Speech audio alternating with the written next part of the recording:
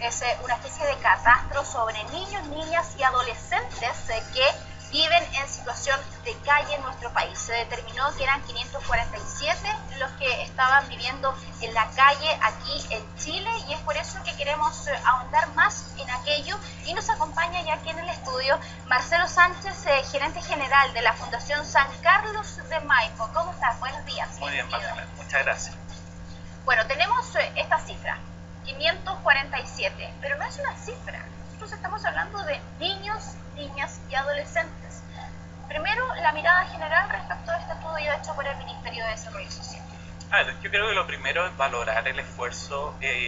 Esto es por primera vez que se ha hecho un esfuerzo de actualización de aquel catastro que ya se hizo el año 2011, que tiene metodologías distintas, y convengamos entonces que acá no se está hablando de una disminución de la cantidad de niños que están en situación de calle, sino que es una fotografía en el momento que básicamente excluye a aquellos niños que ya están contabilizados en el registro social de hogares.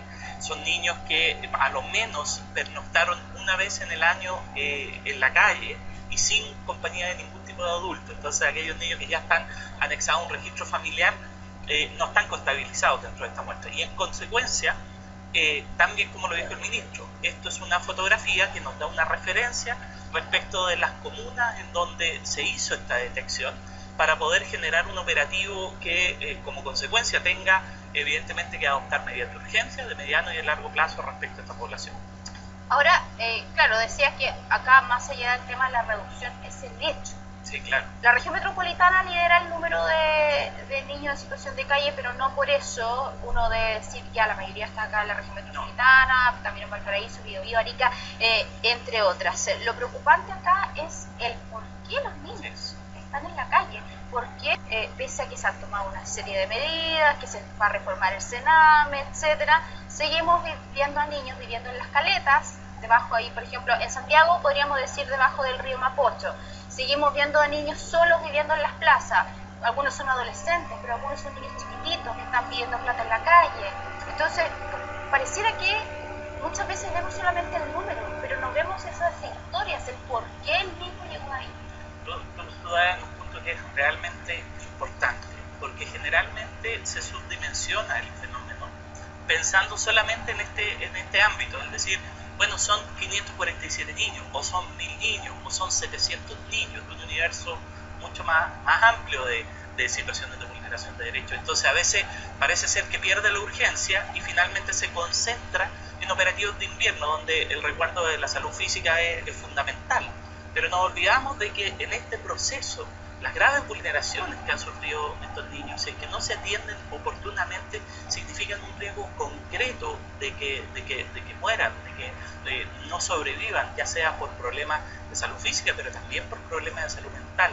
Ellos son parte de una herencia también de familias que han vivido, muchas de ellas en situación de calle. El fenómeno de calle no es algo que sale espontáneamente de la noche a la mañana, también viene de generación en generación de altos niveles de exclusión social. Si tú analizas las cifras, hay por lo menos 3 fuentes importantes de por qué los niños salieron de su casa y terminaron en una calle. La primera fuente dice relación con conflictos familiares, un 53%. Los conflictos familiares no solamente se refieren a situaciones de problemas de parentalidad, también se refieren a situaciones de abandono, se refieren a situaciones de abuso, situaciones de maltrato, se refieren también a problemas estructurales como la exclusión. Un segundo grupo, que también es muy importante, que es cercano al 20%, se refiere a aquellos que se iniciaron en el consumo de droga y que eso motiva su salida del núcleo familiar. Y el tercer grupo, que es un grupo que me parece uno de los más complejos, porque hemos generado toda una situación de revisión de lo que es el sistema de protección. Ya llevamos varios años, se han cumplido 3 años desde la muerte de Licen, que inició una de las últimas crisis, pero venía una crisis de arrastre de hace mucho tiempo en la situación de cómo se estaba llevando el sistema de protección. Y el 20% de los casos detectados en este conteo son niños que venían de residencia en un centro de protección. Te recuerdo que este conteo no es un conteo que pudiéramos aducir causalidad estadística, porque es un conteo, tiene movilidad, tiene muchos elementos. Que te digan que una cifra de alrededor de 1 de cada 5 niños que están en la calle vienen de los centros de protección en una situación extraordinariamente grave.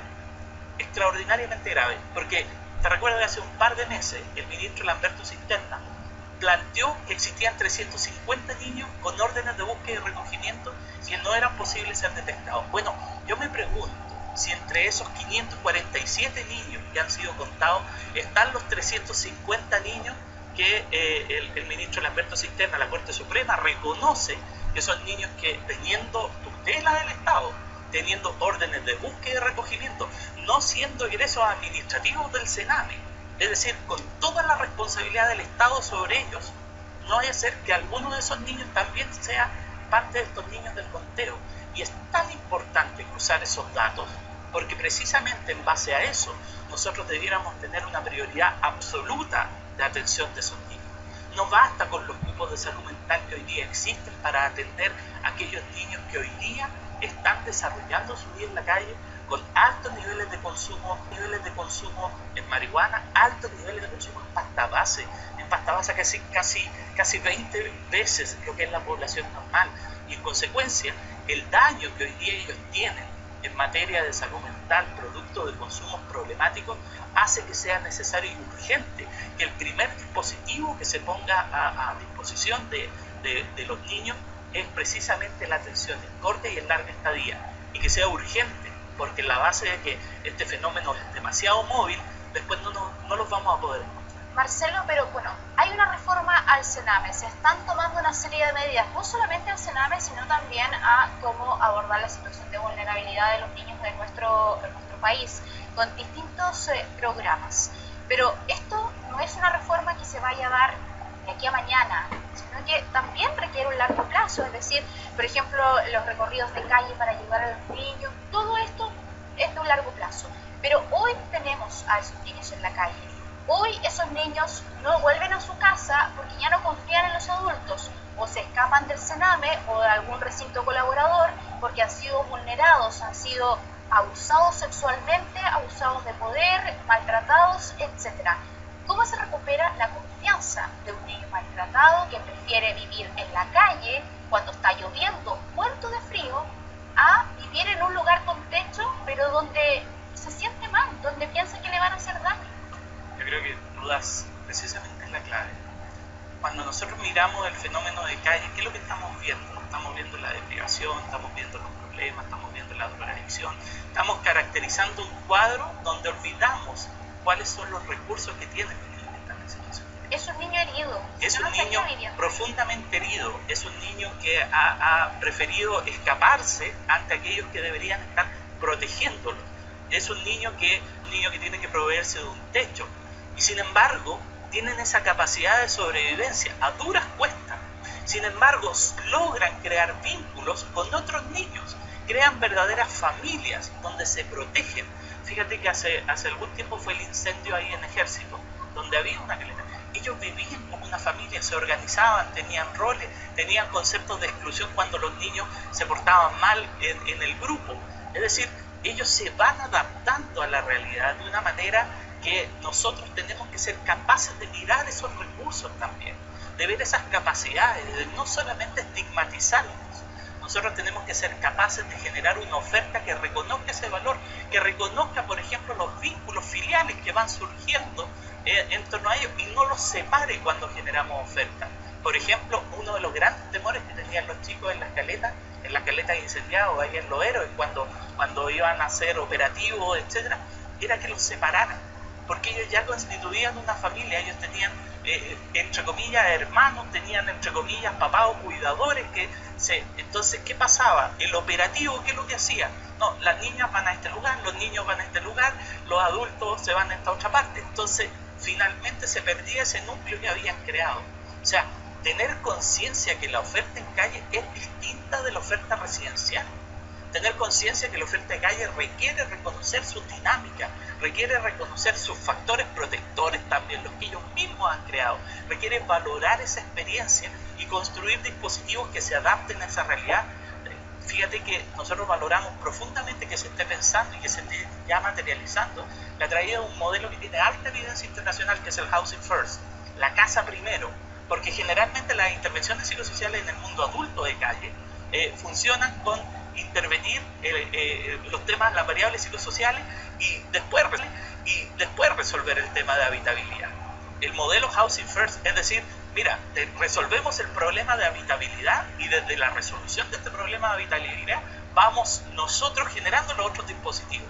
Parte desde la confianza, parte desde reconocer que hay capacidades de poder salir adelante, que hay resiliencia que se puede apoyar. Yo creo que eso es importante, esa experiencia que es tan importante en el mundo adulto, porque Housing First funciona para personas adultas que han estado durante muchos años en calle, etc. Tenemos que mirarla también en el mundo adolescente, ver cómo podemos generar dispositivos de habitabilidad que además permita reconocer la convivencia entre los niños, entre los núcleos que se van determinando y con el apoyo sostenido de la intervención, pero una intervención de calidad basada en la evidencia, con mediciones y con resultados. Fíjate que el número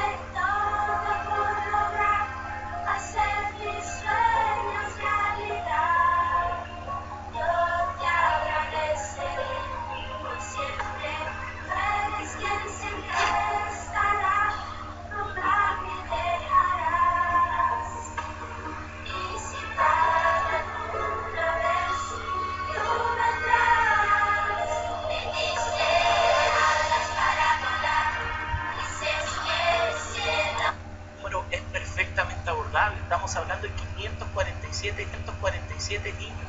Es un presupuesto pequeño para el Estado. Requiere articulación, requiere intersectorialidad, requiere que vivienda se haga cargo, requiere que desarrollo social se haga cargo, requiere que también otros dispositivos como el SENDA logren aumentar sus coberturas para esta población. Claro, pero Marcelo, en plata, en recurso económico es muy abordable, pero lo que decía yo, la confianza. ¿Por qué un niño que vive en la calle, que está con sus amigos, que tiene los roles, se va a ir a un centro del Sename donde estaba? O no solamente el Sename, hay centros colaboradores también donde el niño llega, hasta 2 días, se va de nuevo. Totalmente, pero es por eso, porque la mirada institucional sobre los niños de calle no reconoce aquellas características que hacen que los niños realmente sean sobrevivientes, que han tenido resiliencia, que han logrado formar núcleos familiares, amistades, que pese a todas estas dificultades que los ponen en el riesgo de muerte, ellos han logrado. Entonces, cuando la intervención social se hace sin tener esa mirada, cuando la intervención social solo se hace desde la carencia, desde las necesidades, etc., y desconoce todo eso que ha ido creando el niño para poder mantenerse y para poder crear esos afectos que a veces son los únicos afectos que han tenido en su vida, finalmente no se logra que el niño cree el vínculo necesario para poder salir o para poder desarrollar un fenómeno que le permita salir de esta situación. Entonces, la intervención tiene que partir desde esa capacidad de reconocer al niño en su integralidad, sus riesgos, sus factores de riesgo, sus factores protectores, su entorno, entender cómo intervenir desde el entorno para que gradualmente se vaya haciendo una escala. O sea, algo tan sencillo como no llegar y sacarlo y separarlos a todos. Justamente. Quizás pueden vivir un poco de tiempo ahí en la calle, pero empezar de a poco. Y empezar en la casa primero. Habilitemos las casas, mejoremos las condiciones, reconozcamos el núcleo, pongamos un adulto que esté permanentemente visitándolos, creando el núcleo. Empecemos a desarrollar una intervención acorde a un estado progresivo, a una escalera que realmente vaya marcando hitos, como debieran ser los programas de calle, no una superposición de componentes, sino una progresión, porque este es un proceso gradual.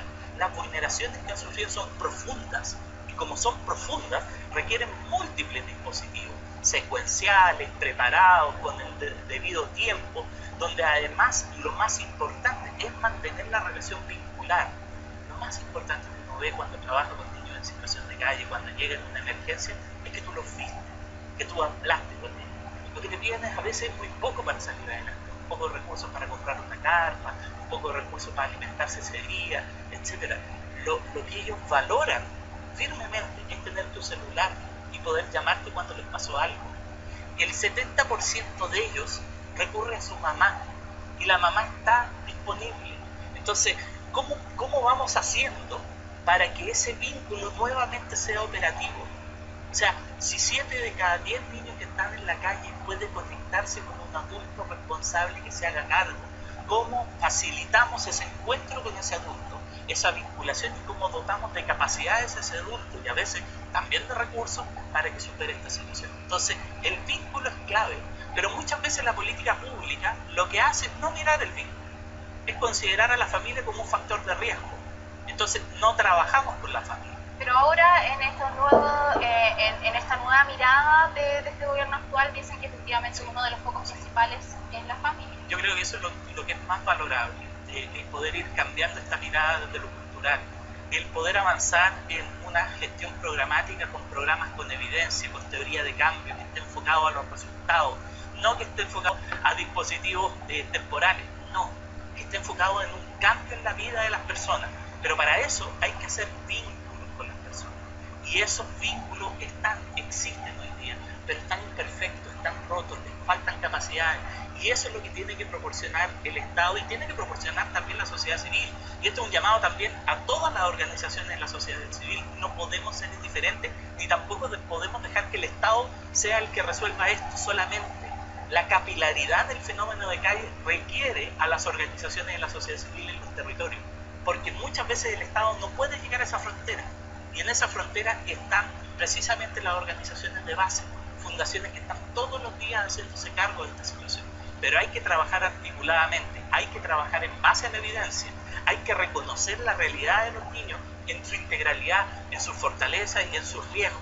Hay que reconocer a las familias que pueden ser un vínculo potente, y frente a eso también hay que actuar con confianza, con cercanía, no con represión, no con apartarlo de su núcleo. De esa forma nosotros vamos a ir creando factores protectores desde la comunidad. Ahí se gana la confianza, ahí podemos partir de nuevo, ahí recuperamos el vínculo con la familia, y cuando eso sucede, recién cuando eso sucede, el niño puede volver a su casa. Cuando hay una familia completamente rota, cuando un niño fue abusado sexualmente dentro de su casa o brutalmente golpeado, evidentemente ese niño no puede volver a ese núcleo porque sería un tremendo error y va a una residencia del Sename o colaboradora. Y ahí es donde hay que pensar en otros dispositivos, en fortalecer las familias de acogida, en buscar algún lugar transitorio donde él pueda desarrollarse hasta su edad adulta, en hacer una progresión, por ejemplo, en la vida adulta. Hay niños que ya llevan mucho tiempo, que están en los 17, 16 años, y donde a lo mejor lo que deberíamos hacer es buscar no solo rescolarizarlo, eventualmente capacitarlo en un oficio. Algunos ya constituyeron su nueva familia, entonces a lo mejor apoyar ese núcleo familiar. Es decir, es cierto, no todos los niños pueden volver a su núcleo de origen, la mayor parte sí, pero de los que no pueden tenemos que hacernos cargo con otros dispositivos que asemejen la condición familiar.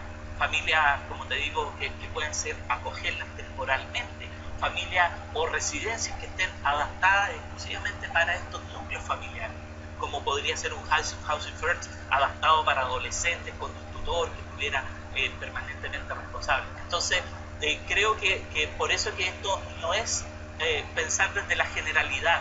La situación de calle tiene situaciones extraordinariamente específicas, requiere tener un diagnóstico acabado. Hay vulneraciones que son muy graves, que requieren inmediatas soluciones en materia de salud mental, de preocuparse de ello. La situación de abuso, la situación de droga, la violencia, todo eso genera estar en el límite de la sobrevivencia. Y esos niños tienen un riesgo importante de mortalidad en el sistema. Y por eso te digo que no es menor el cruzar los datos de las medidas cautelares que tiene la Corte Suprema, los tribunales de familia, con las cuales se ha generado una orden de búsqueda y recogimiento, donde Carabineros de alguna forma tiene que tener empadronados a esos niños, pero finalmente la Corte Suprema reconoce que hay un número importante de niños que no hay antecedentes donde están. Bueno, veamos si en este conteo están esos niños. Pero muchos niños no quieren aparecer porque los van a llevar a un centro de responsabilidad penal adolescente, sí, donde finalmente pueden estar peor que en la calle. Sí. Porque ahí se mezcla gente que ha cometido incluso puede ser hasta un homicidio, pero porque es menor de edad, está ahí con un niño más chiquitito que a lo mejor fue detenido porque intimidación, por dar un ejemplo. Entonces, los más grandes abusan de los más chicos, entonces, ¿cómo va a querer aparecer ese niño para que se lo lleven para allá? Totalmente de acuerdo, sí, por eso es tan difícil también hacer la pesquisa. Pero cuando tú tienes identificada una condición de un niño, donde ya tienes tu carpeta investigativa, donde tú sabes cuáles son sus vínculos familiares, donde tú tienes una forma de intervenir, pero no intervenimos sobre lo mismo. O sea, ¿qué sentido tiene pesquisar un niño que se ha fugado del CREA y que está en una caleta para volverlo al CREA para que vuelva a la caleta? No tiene ningún sentido. Pero si yo tengo antecedentes de su familia, si tengo antecedentes de algún tutor que se pueda hacer cargo, si puedo desarrollar a lo mejor un modelo con familia extensa, con familias de acogida, si puedo desarrollar una acción concreta de parte de tribunales, del Sename, para priorizarlo en la oferta de salud mental, debiera ser el camino sobre el cual nosotros debiéramos trabajar con los niños. Entonces, creo que para iterar sobre lo mismo no tiene ningún sentido hacer un proceso. ¿Cuál es el trabajo que hacen ustedes en esta materia? Nosotros hoy día estamos generando con otras organizaciones sociales un modelo de priorización, de oferta de Sename, considerando los dispositivos que hoy día existen. No estamos pensando hoy día en poder traer un programa que pudiera tener evidencia. Creemos que lo que se está haciendo con Housing First puede ser una señal importante, pero hoy día tenemos que activar los dispositivos de salud primaria. El monitoreo que tenemos de las caletas que hoy día hay en la región metropolitana. Nosotros como Fundación San Carlos de Maipo nacimos por el tema de calle. El año 97 levantamos el primer observatorio de niños en situación de calle, que daba cuenta de patrones que son distintos de la dinámica que hoy día existe. Por ejemplo, cuando nosotros partimos con el observatorio, observábamos que la mayoría de los niños estaban en los lechos de los ríos. Y por esa misma razón partimos. Nosotros somos una fundación que viene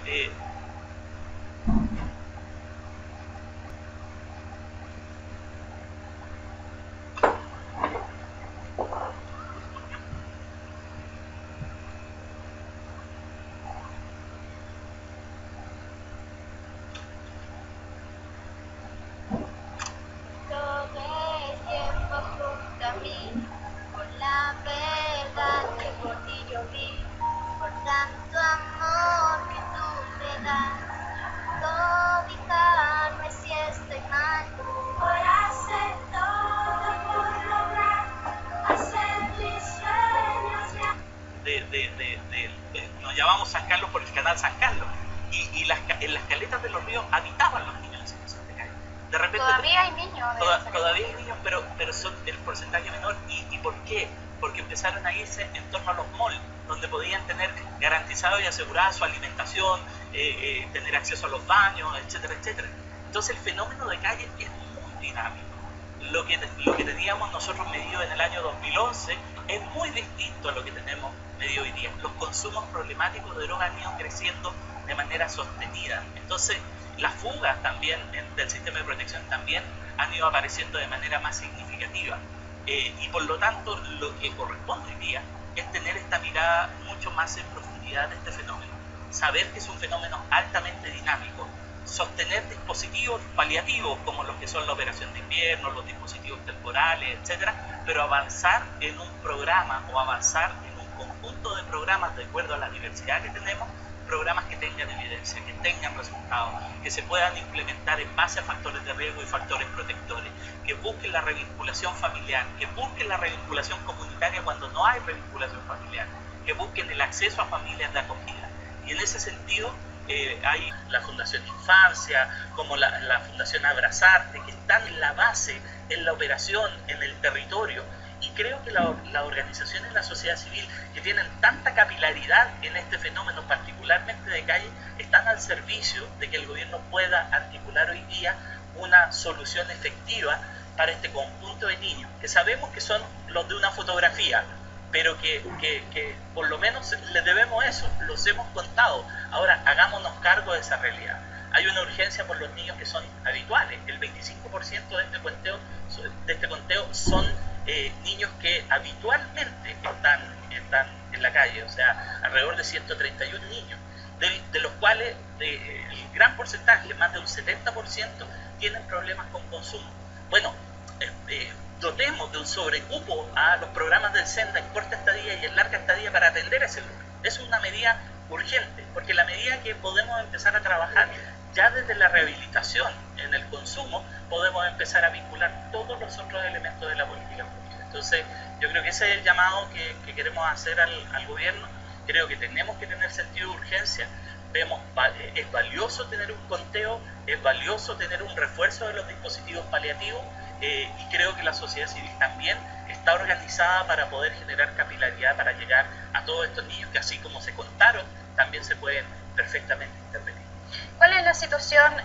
Estamos hablando de los niños en general, pero tenemos niños muy chiquititos y tenemos adolescentes. El adolescente es más independiente, por supuesto. Sí. En cambio, los chiquitos de 5, 6, 7 años obviamente necesitan un apoyo y se apoyan en estos adolescentes. Pero pese a que hay un plan común, me imagino que también son formas distintas de tratar en estas intervenciones a los que ya están más grandes, a los que son más chicos. Totalmente. Ahora, dentro del conteo, tú habrás visto que la mayor cantidad claramente está en el grupo entre... Claro, los más grandes. Sí, el fenómeno es súper identificable, súper acotable, y el tipo de tratamiento, de vinculación, de trabajo que se debe hacer con los niños más chiquititos es distinto. Claramente el niño más chiquitito en este minuto no puede estar en la calle. O sea, y tenemos que ver espacios donde se les pueda regularizar, tenemos que ver espacios donde se les pueda dotar de salud física inmediatamente, etcétera. Entonces, también hay una gestión priorizada que se tiene que hacer de acuerdo a los perfiles etarios, no solamente de acuerdo al grupo mayoritario de la población de niños. Así que yo creo que el trabajo es urgente, es abordable, el gobierno cuenta con el apoyo de la sociedad civil, valoramos el esfuerzo que está haciendo el gobierno, pero hay un desafío que tenemos que tomar de cara no solamente al invierno, sino que de cara al corto, al mediano y en el largo plazo, para que esto sea un cambio efectivo y no solamente un cambio temporal. Bien, Marcelo, muchas gracias por acompañarnos durante esta jornada. Marcelo Sánchez, tú eres el gerente general de la Fundación San Carlos de Manta. Que estés bien, que tengas un lindo día. Igualmente. Chao. Igualmente. Chao.